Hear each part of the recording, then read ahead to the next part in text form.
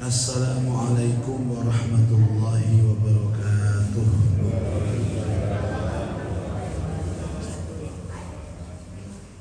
Bismillahirrahmanirrahim. Alhamdulillahi rabbil alamin. Wassalatu wassalamu ala asyrafil anbiya wal mursalin Sayyidina wa maulana Muhammadin wa ala alihi wa sahbihi ajma'in. Asyhadu an la ilaha illallah wa asyhadu anna Muhammadan abduhu wa rasuluh. Allahumma salli ala Sayyidina Muhammad wa ala alihi wa sahbihi ajma'in. Subhanaka la ilma lana illa ma 'allamtana innaka antal alimul hakim wa tub 'alaina innaka antat tawwabur rahim warhamna bi rahmatika ya arhamar rahimin. Amma ba'du. Ma'asyiral hadirin wal hadirat, muslimin muslimat, Bapak Ibu jamaah salat subuh Masjid Al-Hijrah rahimakumullah. Kita awali dengan membaca suratul Fatihah. Mudah-mudahan Allah Ta'ala senantiasa memberikan kita hidayah lewat majelis ilmu ini, dan Allah meringankan kita untuk mengamalkan ilmu dalam kehidupan kita sehari-hari. Ila hadratil Nabi Mustafa Muhammadin sallallahu alaihi wasallam wa alihi wa sahbihi wa dhurriyyatihi ajma'in. ولقضاء حاجاتنا وحاجاتكم من حوائج الدنيا والآخرة، خاصة حاجة من حضر في هذا المجلس برضاء الله ولوجه الله. شيء لله لهم الفاتحة. أعوذ بالله من الشيطان الرجيم. بسم الله الرحمن الرحيم. الحمد لله رب العالمين الرحمن الرحيم مالك يوم الدين إياك نعبد وإياك نستعين اهدنا الصراط المستقيم صراط الذين أنعمت عليهم غير المغضوب عليهم ولا الضالين آمين. Hari ini kita akan membahas tema hal-hal yang harus diperhatikan oleh orang yang membaca Al-Quran. Masih dalam fadilah membaca Al-Quran. Yang pertama, dianjurkan agar mengikhlaskan diri dalam membaca Al-Quran, benar-benar mengharap ridho Allah. Jadi apabila membaca Al-Quran, hati harus bersih, hati harus ikhlas. Kadang-kadang ujian bagi orang yang baca Quran itu suaranya enak, itu kadang-kadang ya gak ikhlas. Ikhlas itu gampang nopangin, uangnya lagi. Apalagi kalau dibenturkan urusan dunia. Masya Allah. Kami sendiri kan pelakunya, pelaku untuk membina anak-anak yang kori-kori sama kora-kora. Teman-teman yang sudah juara-juara yang internasional itu, yang suaranya enak-enak itu kadang-kadang sudah mulai jual mahal. Sing ngundang Istana Negara teko. Ini sing ngundang ketua RT teko. Terus kalau mau jadian ya, kata aneh kok enak. Bismillah. Temenannya jawab, tapi panas.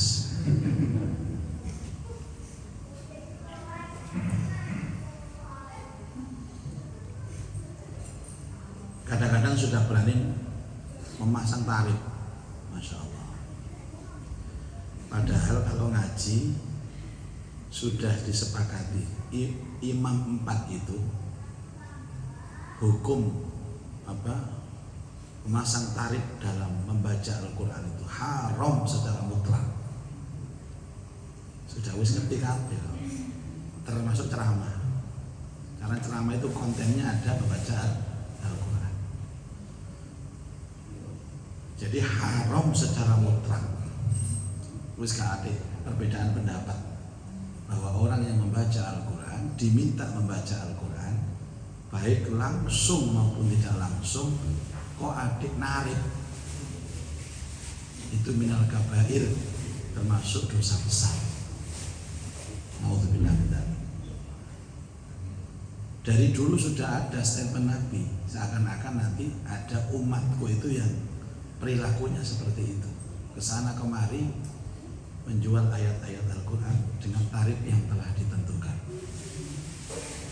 Ya kita ini bukan artis Bapak Ibu, bukan artis. Kalau mereka bandrol Pak, saya pernah kapan ke Jakarta itu khutbah nikah, kemudian dihadiri sekalian resepsi di Hotel Mulia. Bagian saya berdoa, doanya sekitar 10 menit, ada kultum singkat. Di sebelah saya itu ada Mbak Anggun C. Sasmi, kenal sama aku? Tapi Royo. Sebelah saya ini Vidi Alfianus, suaranya gitu Pak, Vidi. Terus sebelahnya lagi Judika, saya di tengah-tengahnya. Nah, saya diberitahu sama panitianya itu kalau Judika ini satu lagu itu 50 juta, satu lagu. Dia tampil dengan 4 lagu, 200 juta. Anggun per satu lagu 70 juta, lebih mahal. Dia tampil 4 lagu sekitar 200 sekian juta. Vidi juga sama, barang Muzaki. Ayo tunggu nih jejer, karena ada bandrolnya di pengajuan proposalnya kan ada bandrol. Aku ngomong ya Allah, lo nih jejer, miki podo, panggungnya podo, iki nyanyi situ dongo maca Quran, jejer. Tapi saya ya banyak memang beginilah ujiannya. Tidak bisa kita bandrol kayak mereka.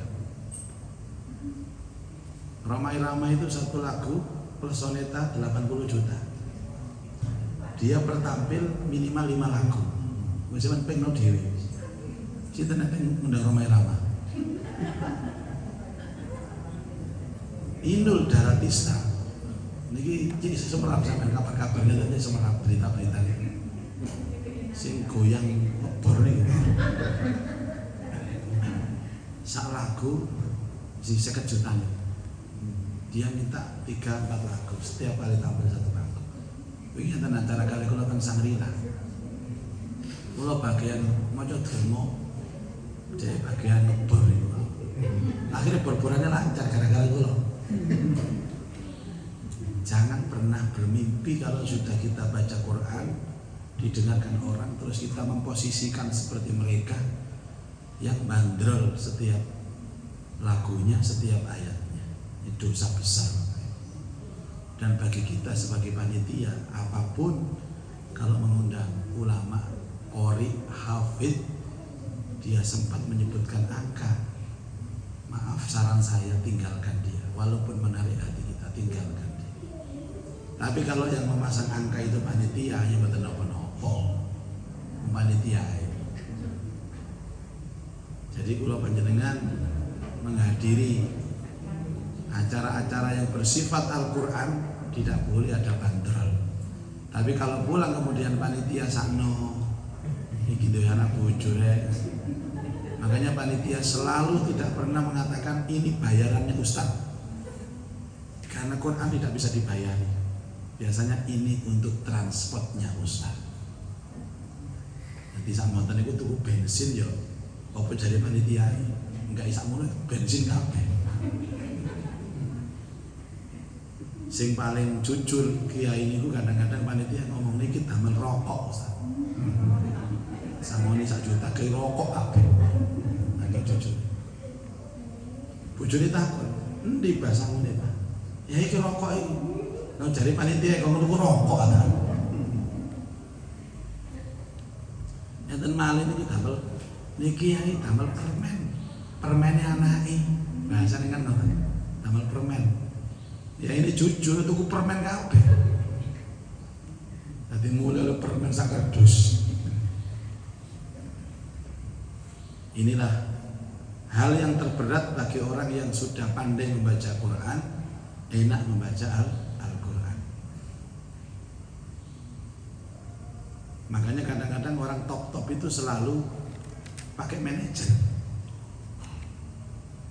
Kiainya nggak narik, Pak. Manajernya ya padha wae manajer di kon kiai ini. Nauzubillah min dzalik. Yang kedua harus bersikap sopan terhadap Quran. Ada hadis mengatakan man arada an yatakallama ma'allah falyaqra'il Quran. Siapa yang ingin berdialog dengan Allah harus baca Quran. Karena dialog dengan Allah, maka yang menjadi pertimbangan pertama adalah attitude-nya, sopan santunnya. Kemudian merenungkan bahwa ia sedang berbicara di hadapan Allah dan membaca kitab Allah. Makanya ada bacaan namanya tarosul. Tarosul itu bacaan di atas tartil, apa? Bacaan pelan dengan tadabbur maknanya. Itu Rasulullah SAW sering mengulang-ulang ayat. Kalau ayat itu kurang ngeh di hati, diulang lagi sampai hatinya ngeh. Biasanya Rasulullah itu kalau ayat-ayat tentang surga, raut wajahnya itu gembira, sumringah. Oh, sing diwaca swarga. Ketika Rasulullah baca ayat-ayat azab neraka, wajahnya itu susah, sedih. Oh, menunjukkan ini adalah ayat neraka. Nah, apa kan kadang kuali. Ini ana neraka mesem. Nek swarga metuduk. Napa, Bu? Yuk karo arti ini anjing. Makanya harus ada program masing-masing ini ya, membaca Al-Quran harus bisa lancar. Yang kedua sedikit demi sedikit untuk memahami isinya. Afala yatadabbaruna al-Quran am ala qulubin aqfaluha. Apakah mereka tidak tadabbur angan-angan Al-Quran atau hatinya akan dikeraskan oleh Allah. Bagi pembaca Al-Quran wajib bersiwak. Artinya giginya harus bersih, bau mulutnya harus wangi. Siwakan itu. Kalau siwak sekarang nggak ada, digantikan dengan pasta gigi. Maka dulu ada pasta gigi mereknya siwak. Saya ini diarai kata muncul siwak. Siwak ini disunahkan dengan 3 perkara, Bapak. Yang pertama, hendak sholat. Mau sholat ini, Pak, harus siwak, Pak. Karena apa ya? Kita ini kan dinilai oleh malaikat. Jadi seperti ini malaikatnya banyak, Bapak. Dan masing-masing malaikat itu di depan kita nyatet. Nanti sampai sholat terus durung singatan. Ya malaikat ini ya apa sih Bu? Agak Bu. Tapi biji habis boleh elek kan. Yang kedua, mau baca Quran pakai siwak. Sikat gigi dulu. Kalau punya siwak yang kayu silakan dipakai, namanya kayu arok itu ya. Dulu kalau waktu umroh saya mesti dapat itu, Pak. Jadi kayu asalnya panjang diketok-ketok tek tek. Jadi sak meter iki. Terus ujungnya itu dibersihkan. Setelah bersihkan itu dicacah begini, seperti serabut sikat gigi, terus dipukul-pukul gitu, dilemeskan, terus siwakan. Nah, wecon itu masih kadang odol, nonton wangi begini siwaknya. Tapi kan di sini nggak ada seperti itu. Jangan macam-macam, nanti kayu-kayu sembarang itu digawe siwakan. Wah ini untungnya loro boleh. Khusus ada kayu siwak namanya.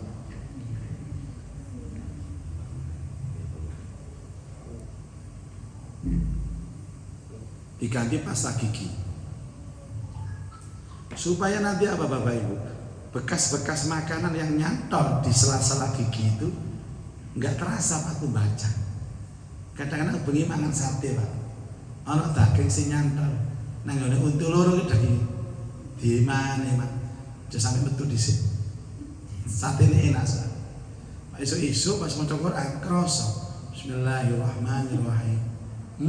Ada situ dilek ngoten. Ya Allah.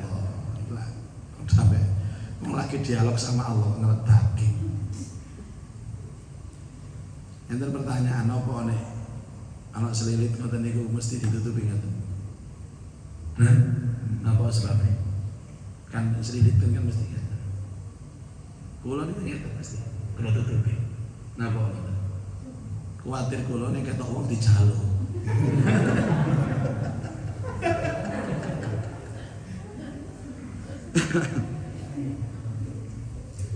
Yang nomor 3, bangun tidur sunnah siwakan. Jadi panjenengan kalau melakukan 3 hal itu jangan hanya melakukan dalam arti kebiasaan, tapi niatkan menghidupkan sunnah. Ya Allah, kula sikat gigi badhe salat untuk menghidupkan sunnah. Ya Allah, saya sikat gigi mau baca Quran untuk menghidupkan sunnah. Ya Allah, saya sikat gigi ketika bangun tidur untuk menghidupkan sunnah. Di saat itulah kita dapat 2, giginya sehat, bau mulutnya wangi, dan kita mendapat pahala ihya sunnah. Niati menghidupkan sunnah ya biasa-biasa mawon. Bahkan ini anjuran khususnya mau sholat. Laula an asyukka ala ummati la amartuhum bisiwaki inda kulli sholatin. Seandainya tidak memberatkan umatku, maka aku perintahkan mereka untuk selalu bersiwak setiap mau sholat. Illa antakuna shoiman, kecuali dalam keadaan berpuasa.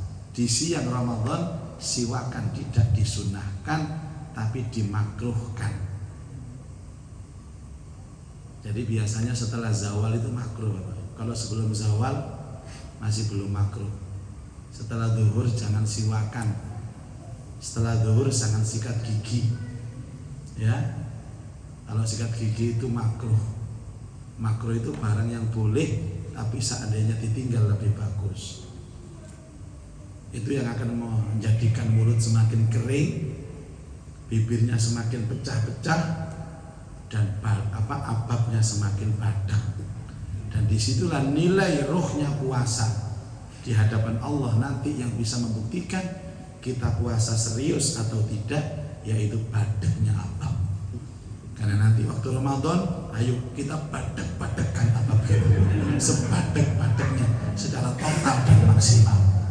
Semakin badak, semakin banyak pahala. Nanti takmir akan mengadakan lomba badak-badakan abab. Anak poso kok ababe wangi. Engko nang akhirat iku opo sing buktekno? Jare malaikat e. Sampeyan poso Pak piye? Nggih. Napa buktine? Mboten enten. Amane sampeyan badak. Saya enten. Napa buktine poso? Nah, niki malaikat. Wah.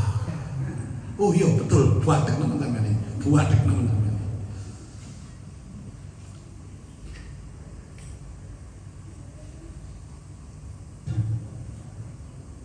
Dalam membacanya dianjurkan untuk khusyuk, kemudian merenungkan maknanya agar hatinya menjadi lapang dan tenang. Jadi ukuran khusyuk itu bagaimana Bapak Ibu? Ukuran syariatnya pada waktu membaca Al-Quran jangan ngobrol. Jangan ngobrol. Bagi yang membaca, membaca terus. Bagi yang mendengarkan, mendengarkan terus.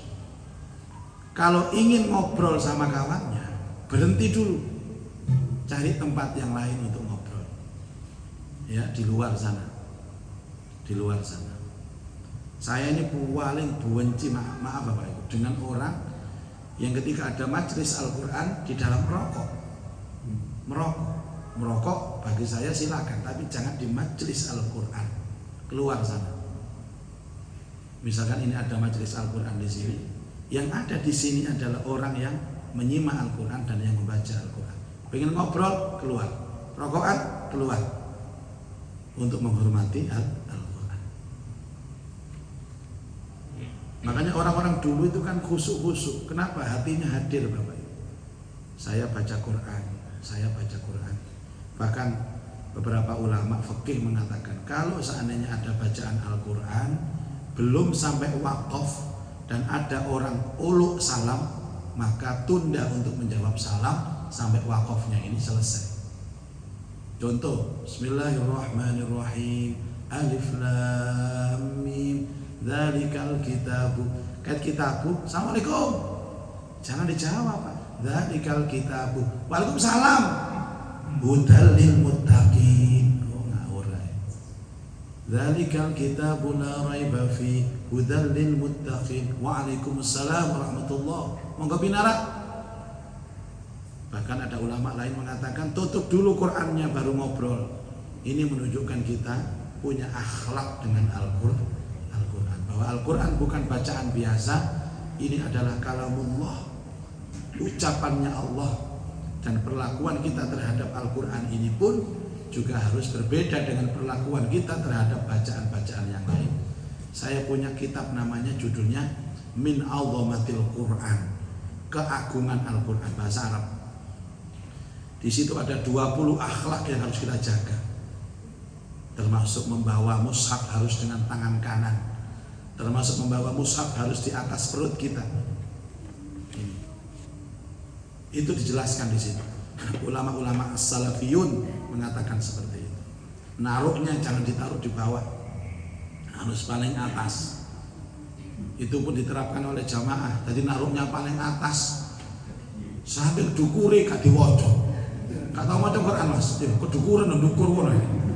Maksudnya jangan sampai Quran itu di atasnya ada buku lain, ada buku pelajaran anaknya, ada bacaan novel, ada bacaan koran dan lain sebagainya.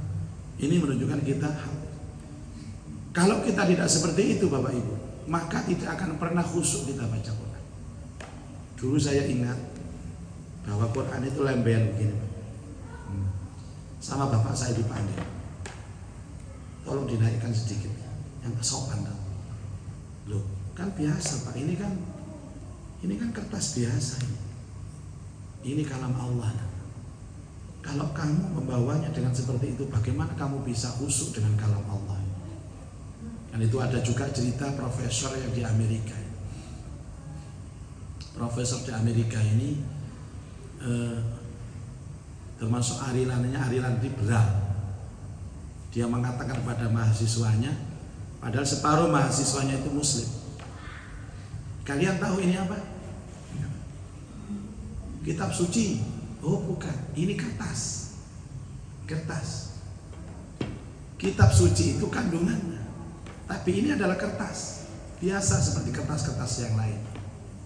Coba ini dibuang, diinjak-injak. Tidak usah marah, saya hanya menginjak kertas, saya tidak menginjak kitab suci. Nah, semua diam mahasiswa itu. Kemudian ada salah seorang mahasiswa angkat tangan, Pak Profesor boleh maju saya? Oh silakan. Apa Pak Profesor ini punya tulisan buku? Oh buku saya banyak. Salah satunya ada di meja saya itu. Ada 3 buku besar itu tulisan saya. Boleh saya pinjam Pak Profesor? Boleh. Akhirnya diangkat oleh mahasiswa ini, buku itu diludahi, disobek, dibuang, ditaruh, diinjak-injak.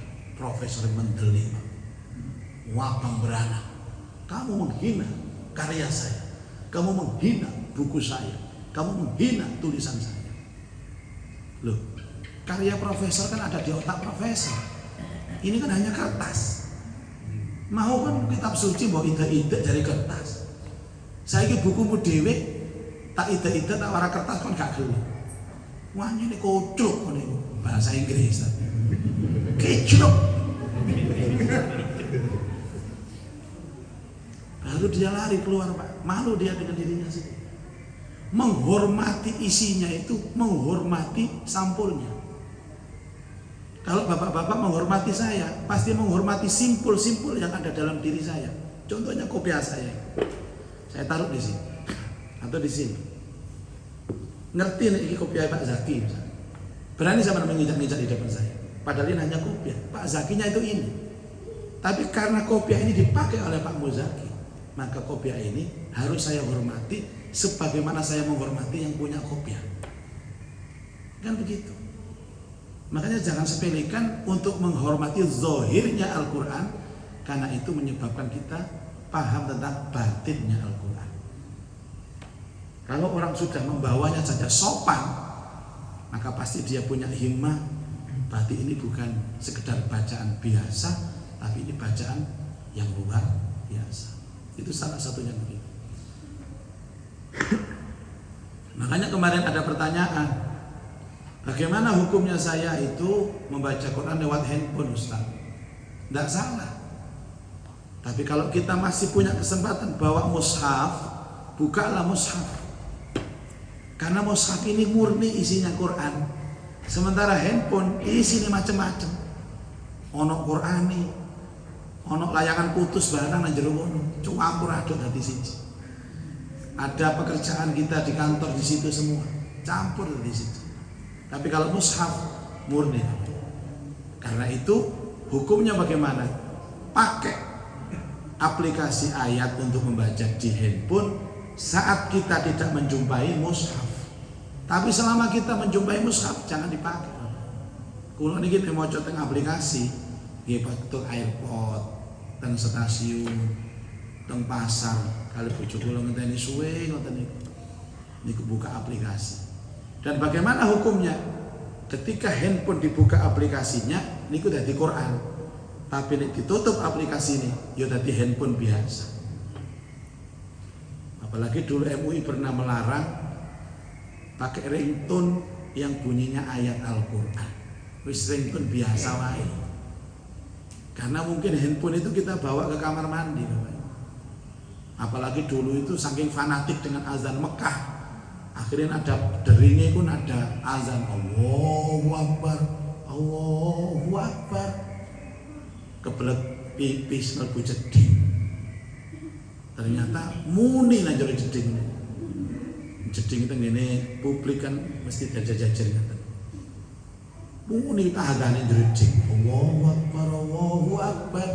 Ternyata sebelahnya ana wong deprok nang ngene kloset. Jawab Allahu Akbar, Allahu Akbar. Rusak.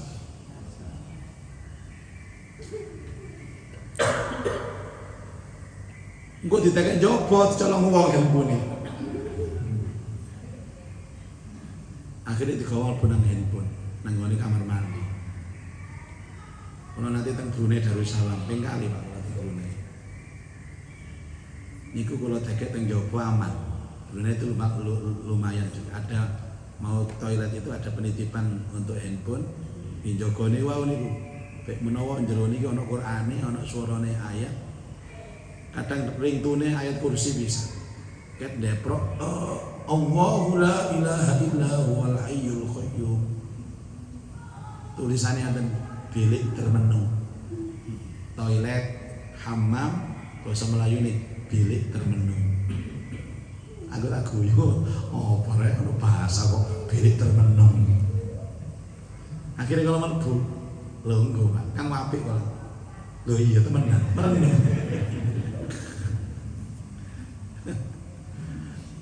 Tapi kalau rumah sakit korban lelaki itu saya belum pernah menjumpai, baik di Malaysia maupun Brunei. Itu karangan itu apa karo? Karena cari ini rumah sakit bersalin itu rumah sakit korban lelaki. Masa orang nggak tahu keta aku nanti. Apa kalau tentara itu apa ya? Lucu-lucu bahasanya Malaysia, bahasanya Melayu nih.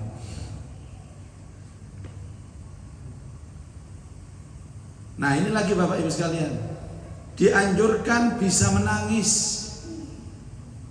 bahkan pura-pura menangis bila tidak bisa menangis. Ini kan sebenarnya anjuran ini anjuran betapa menangis itu menjadi ekspresi yang terbaik saat kita baca Quran. Tapi dia gak nangis, ditangis-tangisnya ya wangil ya Pak. Menangis kan ada sebabnya. Jadi mengingat peristiwa yang membuat dirinya nangis. Nopo terserah Bu, jenengan nanti nangis, bu kehilangan wong tuwa. Nek kehilangan sandal, nemen sampai masuk kehilangan sandal nangis. Enten benjing niku enten jenenge iktikaf. Iktikaf niku napa sih? Urut-urutan ya napa Pak? Iktikaf. Sak temene iktikaf niku lah cara bahasane meneng nang masjid ngeten nggih iktikaf. Tapi sebenarnya apa iktikaf? Iktikaf itu dimulai dari membaca Al-Quran. Diam baca Quran. Setelah baca Quran, angan-angan isinya Quran. Sampai akhirnya dia bisa menangis. Makanya ada istilah iktikaf itu iktiraf. Perenungan-perenungan. Sampai pada titik kita itu merasa apa hidup ini Masya Allah banyak dosa sampai nangis. Sampai nangis. Dan biasanya nangis itu kan karena tadabbur ini. Ayatnya apa? Wa yakhirruna lil adqani yabkuna wa yaziduhum khusyu'a. Mereka itu para sahabat itu sering bersujud sambil menangis dan bertambah kekhusyuan mereka. Tunggale enten jamaah umroh niku lho Bapak Ibu. Teng Medina imame maca surat Ar-Rahman. Imame nangis. Akhirnya jamaah kabeh melu nangis. Kene ayat fa bi ayyi ala'i rabbikuma tukadziban. Nikmat Tuhanmu mana yang kau dustakan. Bala-bala dielingno imame nangis fa bi ayyi ala'i rabbikuma tukadziban. Kula nggih melok nangis bisa. Jamaah sebelah lagi Surabaya nangis, sebelah Sudarjo nangis. Dalam hati ya Allah, alhamdulillah. Kabeh jamaah Surabaya iki ero artine kabeh. Iso nangis kabeh ya Allah. Wong Mesir nangis, wong Irak nangis, sak delok sak masjid nangis kabeh. Larut dalam bacaan imamnya itu. Barang mari sholat tak takoni sebelah ini. Sama lo kok ketika nangis napa nggih ngerti artine Pak? Mboten. Lah kok nangis? Ini kula nelong soliyane ngerti artine kok aku gak ngerti dhewe. Akhirnya kula nangis. Astagfirullah.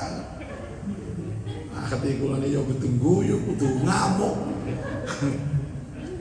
Lumayan. Yang penting ada instrumen bisa menangis. Nah sebelah kula, lah sampeyan mau nangis nggih napa Pak? Nggih tadabbur sampeyan ngerti artine. Nggih sami kali caton niku Pak, mboten ngertos. Tapi ningali sampeyan nangis kula mboten tega, nggih melok nangis pisan to. Yes. Kadang-kadang delok jamaah iku ya kadang-kadang greget ati, mangkel ati. Mangkane Rasulullah kene delok jamaah teko Indonesia. Kira-kira kudu guyu bare nabi. Guyu tok ya Allah, umatku nang Indonesia iki modele koyo iki. Ya Allah. Terus sing ngoten piye? Jadi nabi niku paling seneng delok wong Indonesia. Paling seneng. Jarine ngoten Pak, jarine Pak. Nek nglakoni sunnah niku njaluk sing paling enteng, nek ganjaran njaluk sing paling akeh. Niku kula sampeyan nggih ngoten iki model. Enten tiyang niku mlebu nang Masjid Nabawi wis nangis Pak, nangis. Allahumma sholli ala sayyidina Muhammad. Ya Rasulullah, kula dugi mriki ya Rasulullah. Kula niki nabung pirang-pirang tahun ya Rasulullah. Kepengin sowan mriki nangis Bapak Ibu. Mlebu salat nangis lho. Makanya biasanya orang itu kalau proses umrohnya itu berat, di sana itu juga nikmat Bapak Ibu. Nangis. Kadang-kadang biasa-biasa ya ana delok Ka'bah teko ade wis nangis ya Allah. Nangis. Ndonga gak kuwasa, gemeter. Lidahnya itu gemeter. Ya bocah sampean apa nangis? Mbuh kok wis perasaan wis macem-macem nang jero iki ya Allah. Sembuh nangis aku. Iki sing biyen tak delok nang tanggalan nang gambar-gambar. Saiki teko kene. Di samping yang ngono aku biaya umroh iki sik utang. Aku bingung kok teko aku nyawure piye. Ayo mentolan nyendul ae jamaah ngene iki. Dongo kan Allahumma zid hadzal baita tasyrifan wa ta'dhiman wa sunawangis kabeh. Enten sing gak belas yo, atine ku matos paling arek iki. Kene ngono wangis kabeh tak jelasno iki lho Pak Ka'bah, Pak. Wong mburi dhewe ngono wae. Pundi Ustaz Ka'bah? Ngono. Kene wis ceramah sak jam sampai muru-muru lambet. Moro. Pundi Ka'bah? Kene iki Pak tengah jeng iki lho ireng ageng iki lho. Alah, tiba ini tertakak lho. Ya Allah, terbuat teko apa rek atine wong iki. Enten sebagian nonton niku. Dan ciri khas sahabat itu Pak, seperti Umar bin Khattab. Sak keras-kerasnya, Umar kan keras. Tapi kalau sudah baca Quran, kalau sudah sholat malam, itu mereka yakhiruna li alqa wa yaziduhum, pasti tersungkur nangis, nuangis terus.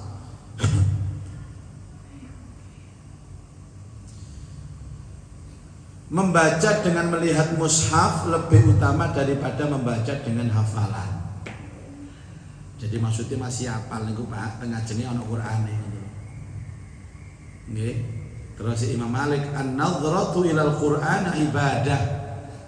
Memandang mushaf Quran itu dinilai sebagai ibadah. Imam Malik nanti dawuh ngoten. Lah akhirnya jamaah yo mikir ini, delok tok lho Mbah, wis oleh ganjaran. Wah akhirnya gak tau diwaca, didelok. Maksudnya ngeten lho Bapak Ibu. Nek delok tok iku wis oleh ganjaran. Apa maneh maca?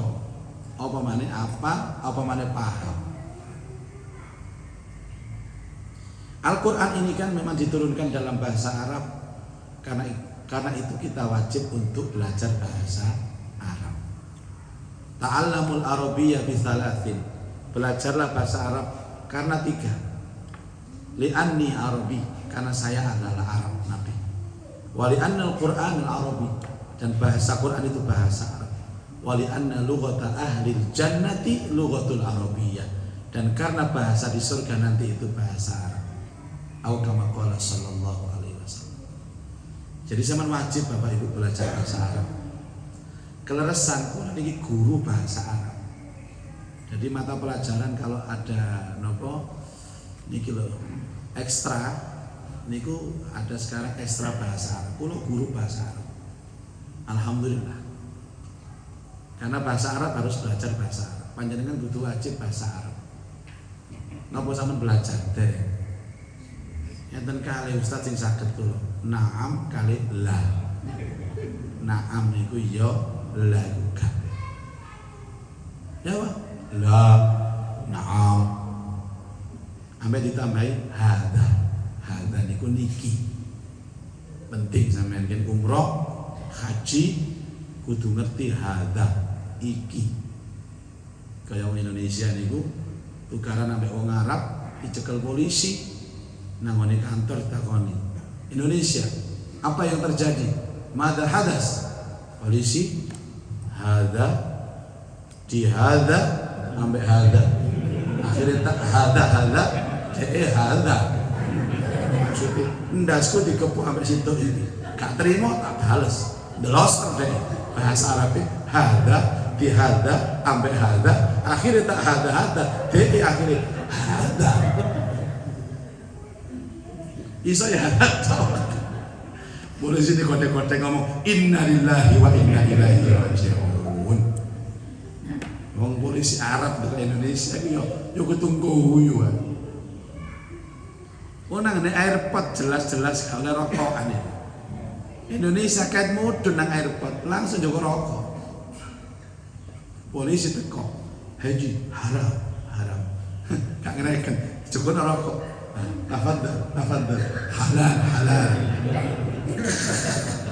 Sopo maneh nek ka Indonesia. polisi katanya nyekel dhek lho ditawani rokok, akhirnya halal. Makane gak lari kesake loro, ana rokoke karo.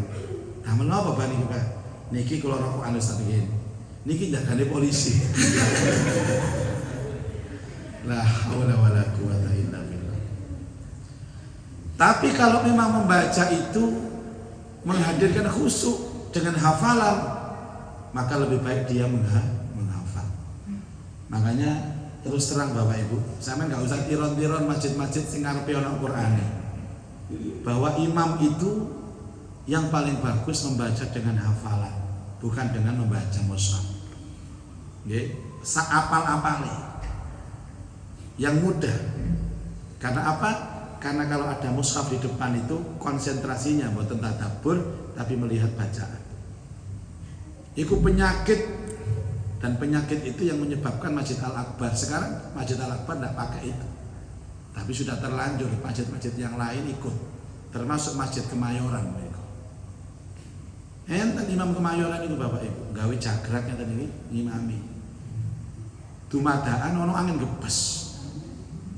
Jagrake golek tengah-tengah mocok buwe nduwelek ae. Golek kan miringnya, nanti miringnya itu. Bismillahirrahmanirrahim. Idzas samaa'un fatarat. Berhubung imamnya melok miring, cari ini makmum kudu melok ya miring apa imam? Mboten usah. Kalau tadabbur menghafal itu bagus, lebih baik nggak pakai mushaf. Kenapa? Berarti apa? Kondisional. Banyak hadis yang mengatakan tentang suara jahri dan sirri. Kalau niatnya untuk ibadah dibaca sendiri sebaiknya pelan-pelan. Tapi pelan itu bukan pelan terus menang. Masih ada suara sedikit. Bismillahirrahmanirrahim. Wal 'asr innal insana. Gak ganggu koncone. Makanya nang Mekah gak ono ngaji banter. Nek ono ngaji banter diarani ngemis biasanya. Kula ini kan diarani kiai-kiai. Kon niku nek ditakdir nama kaya misaki pas nang kono dhuwit muntek. Ngaji sing banter nang ngarepe Ka'bah. Napa ya? Iso nek ana dhuwit padahal ngemis cara halus. Bener kula. Dhuwit ngoten ngaji nang ngarepe Ka'bah. Bismillahirrahmanirrahim. Idza waqa'at buanterno tartil diuncani wong dhuwit 10 real, 5 real, 20 real. Sarung kula niku penuh. Kula balik nang hotel, balik malih niku. Lah kanca kula enak. Temenan ta Mas? Iya. Temenan. Aku diuncali 2 real, 3 real. Wah. Jare yai bener. Dadi ngemis cara halus. Tak coba ya, dicobaan. Bolak-balik ngaji, kalau sing nguncali. Enten sing nguncali sandal. Oh. Napa? Ngajine gak enak sekali. Jadi sing dimaksud ngemis cara halus niku ngaji Quran sing banter tapi sing enak. Diuncali sarean. Juarang mereka Pak teng Masjidil Haram Masjid Nabi. Biasanya wani ngaji pelan ngoten. Ngoten niku. Tapi untuk belajar, untuk disimak, untuk ngimami wajib keras dan wajib menghiasi suaranya dengan bacaan yang terbaik. Zayyinul Qur'ana bi aswatikum, hiasilah suaramu saat membaca Al-Qur'an. Jadi membaca Al-Qur'an dengan suara yang bagus, dengan nada yang bagus itu boleh. Masalah naghom lagunya ya kondisional. Ini ada 8 lagu yang sudah diputuskan oleh ulama-ulama Quran yang diperbolehkan. Mulai dari lagu Bayyati, ada Soba, ada Rosh, ada Nahwan, ada Syirka, ada Jiharka. Yang ketujuh ada lagu kontemporer. Kontemporer itu lagu dari asal daerahnya tapi tidak merubah tajwidnya, itu boleh. Alhamdulillahirabbil alamin Ar-Rahmanir-Rahim Maliki yaumiddin. Ya wayang. Iyyaka na'budu wa iyyaka nasta'in ihdinas siratal mustaqim. Arjuna mudhun ya tapi itu ada yang berselisih pandangan, ada yang boleh, ada yang tidak boleh. Sebagian ulama memperbolehkan, sebagian ulama tidak memperbolehkan.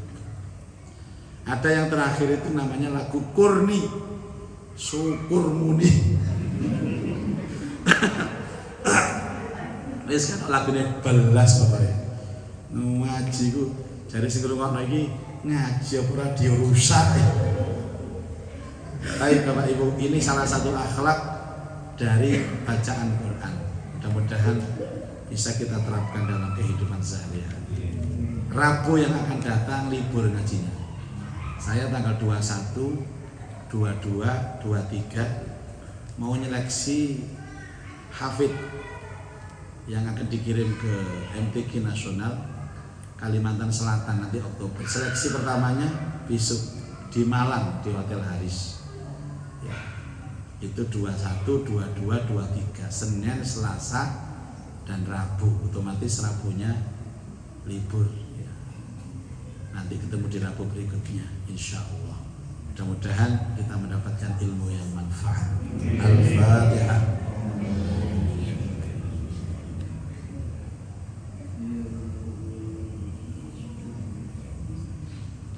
A'udzu billahi minasyaitonir rajim.